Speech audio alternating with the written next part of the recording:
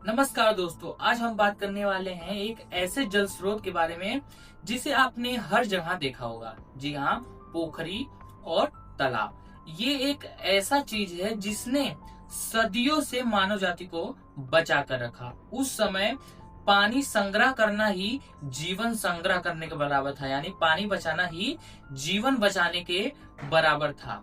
लेकिन आज हमारे घरों में इतनी आसानी से पानी आ जाता है, नल खोलते ही पानी आ जाता है, तो हमें ये एहसास नहीं होता कि इस पोखरी और तालाब की जरूरत क्या है, इसकी जरूरत क्यों थी। तो चलिए, आज की वीडियो में हम यही जानने वाले हैं। पहला, कि पहले के समय में पोखरी और तालाब क्यों बनाए गए। दूसरा, इसका सामाजिक, आर्थिक और धार्मिक महत्व क्या है। और तीसरा, हमारे जो पूर्वज हुआ करते थे वो पानी को लेकर इतने दूरदर्शी क्यों हुआ करते थे। तो चलिए वीडियो स्टार्ट करते हैं। प्राचीन समय में ना तो पाइपलाइन थी, ना बोरवेल थे और ना ही बिजली से चलने वाले मोटर हुआ करते थे। हमारे जो पूर्वज थे वो प्राकृतिक जल स्रोतों पर निर्भर हुआ करते थे, जैसे कि झील, तालाब, नदी, कुएं आदि। इन सब पर हमारे पूर्वज निर्भर हुआ करते थे। भारत जैसे मानसूनी देश में जहाँ पर बरसात ही कुछ महीने होती है और उसके बाद अकाल की स्थिति होती है, ऐसे समय पर उन्हें ध्यान आया कि पानी संग्रह करके रखना चाहिए, क्योंकि पानी बहने देना ही नुकसान है और पानी बचा के रखना ही भविष्य है। यही सोच आधार बनी पोखरी और तालाबों की। लेकिन अब हम आगे जानेंगे कि इनके उपयोग क्या थे। आप स्क्रीन पे उपयोग भी देख सकते हैं, लेकिन आगे की वीडियो में हम इसके बारे में डिटेल में जानेंगे। तो चलिए वीडियो को आगे बढ़ाते हैं। पोखरी और तालाब बनाने का सबसे बड़ा उद्देश्य ये था कि बारिश के पानी को इकट्ठा करना, और इससे लाभ यह हुआ कि ऊंची जमीन, रास्तों और खेतों से बहने वाला पानी इन तालाबों में इकट्ठा होने लगा, जिसकी वजह से साल भर के पानी की जो जरूरत हुआ करती थी वो पूरी हुई। गांव इससे सुरक्षित हुए और भूजल स्तर भी बना रहा। साथ में पानी वेस्ट नहीं हुआ, यानी व्यर्थ बहकर नहीं गया। आज जिसे हम रेन वाटर हार्वेस्टिंग मानते हैं, आज के आधुनिक समय में ये समझते हैं, ये प्रणाली हजारों साल पहले से ही इस दुनिया में उपस्थित ही मौजूद थी। प्राचीन मानव जीवन का आधार है खेती, और खेती का आधार है पानी। जब हम तालाबों में पानी इकट्ठा करने लगे तो इसकी वजह से खेती पर भी इसका प्रभाव पड़ा, जिसकी वजह से हम खेतों में जो फसलें होती थी उनकी सिंचाई अच्छे से कर सके।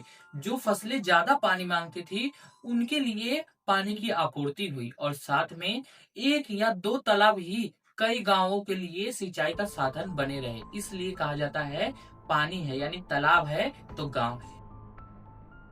पोखरी और तालाब सिर्फ इंसानों के लिए ही नहीं बल्कि पशुपालन के लिए भी उपयोगी थे। बैल, गाय जैसी कई सारी पशुओं को इससे पानी पिलाया जाता था, और साथ में जो मानव हुआ करता था वो इसमें अपने कपड़े धोता, बर्तन धोता और अपने सारे दैनिक काम किया करता था, जिसकी वजह से तालाब और महत्वपूर्ण बन चुके थे उस समय में।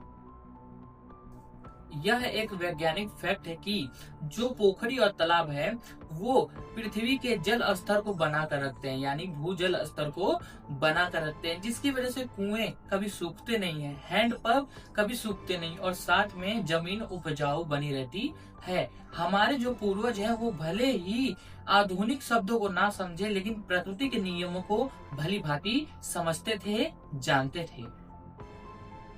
पोखरी और तालाब केवल पानी का स्रोत नहीं था, बल्कि ये व्यापार का भी स्रोत था। इससे कई घरों की जीविका चला करती थी, जैसे कि मछली पालन, जिसकी वजह से आदमी मानव व्यापार कर सकता था, और साथ में कमल, सिंघाड़े की खेती। इन सब चीजों से ही कई परिवारों की आजीविका इन तालाबों पर निर्भर हुआ करती थी। प्राचीन भारत में तालाब और कुओं का महत्व धार्मिक रूप से भी महत्वपूर्ण था, क्योंकि जो मंदिर के किनारे तालाब हुआ करते थे वो स्नान और पुण्य के लिए उपयोगी हुआ करते थे, और साथ में मेलों का केंद्र भी वही हुआ करते थे। जो पहले के समय के राजा हुआ करते थे, दानदाता हुआ करते थे, और साथ में समाज सेवी हुआ करते थे, वो ये तालाब बनवाया करते थे, पोखरी बनवाया करते थे पुण्य कार्य के रूप में। तालाब और पोखरी ये गांव की सामूहिक संपत्ति हुआ करते थे। इसे कोई नुकसान नहीं पहुंचा सकता था, बल्कि सब मिलकर इसे साफ किया करते थे और इसमें गंदगी फैलाना जुर्म माना जाता था, जिसकी वजह से गांव में एकता बनी रही थी और लोग मिलजुल कर ही काम किया करते थे। आज हमने आधुनिक सुविधाओं की वजह से तालाब को नजरअंदाज कर दिया है। नतीजा यह है कि भूजल स्तर घट रहा है, पानी की समस्या बढ़ रही है, पानी की समस्या गहरा रही है। अगर हमने पूर्वजों की समझ से समझ नहीं लिया, उनके रास्तों पर नहीं चले, तो हमें आगे चल के भारी नुकसान उठाना पड़ सकता है, क्योंकि तालाब बचेगा तभी भविष्य बचेगा।